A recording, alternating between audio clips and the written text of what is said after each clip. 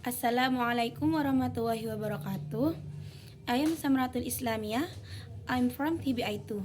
In this video, I will explain about the approaches to research.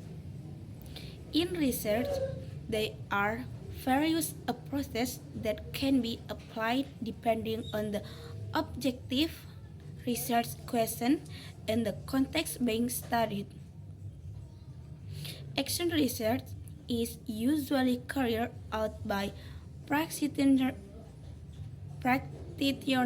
in the field who aim to improve practice or solve specific problems within their organization or communities. This approach is cyclical in nature, since the initial finding often led to a recommendation from change, which are then evaluated and followed by further investigation. The goal is not only to generate new knowledge, but also to bring about real improvement in practice.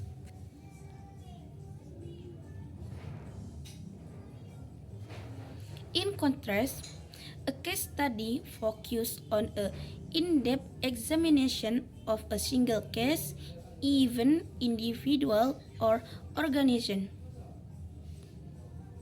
Research explores in detail the interaction and process that take place, enabling them to understand factors that might remain hidden in large-scale studies. Although case studies are often criticized for being difficult to generalize, they are still considered valid because of the depth of analysis and the potential for the finding to be relatable to similar contexts. Critics usually highlight issues such as limited scope or possible bias in data selection. But the main strength of case studies lies in their rich and detailed insight.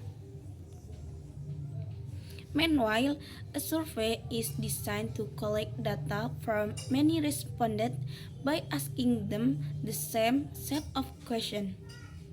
Surveys are effective in providing a general picture of a population based on a representative sample.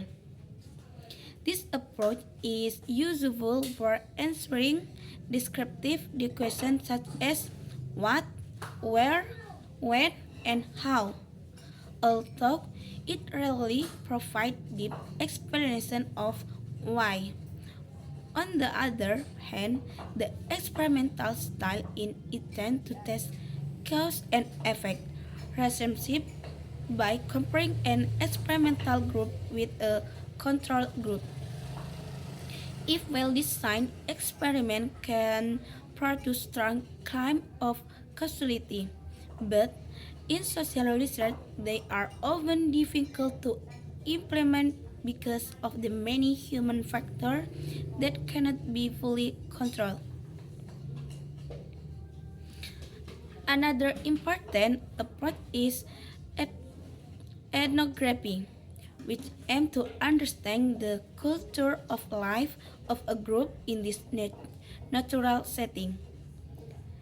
Researchers often immerse themselves directly through participant observation, interviews, and the collection of documents. Ethnography provides rich contextual data, but is very time consuming and its representativeness in often question. Similarly, grounded theory often a distinctive perspective as it builds theory directly from data. Instead of starting with a hypothesis, research gather data, conduct coding and analysis step by step, and gradually develop theory until reaching a point of saturation. Finally, narrative inquiry makes use of stories of personal narrative as a primary source of data. Through life story, personal experience, or autobiographies, research can capture depth meaning from the perspective of individual. This approach gives participants a strong voice and provide insights that are both personal and powerful. However, it requires careful analysis and strong ethical awareness, such that information gathering is often very personal and sensitive. In conclusion, each research approach has its own strength, weakness, and context single. In conclusion, each research approach has its own strength, weakness, and context where it is most appropriate. There is no single, best, or most superior method. Rather, the choice depends on the research purpose, the type of data needed, and the question being asked. Research should therefore understand the characteristics of each approach in order to select the most suitable strategy or even combine multiple approaches to achieve research and more meaningful finding. Enough for me. Thank you very much. Wassalamualaikum warahmatullahi wabarakatuh.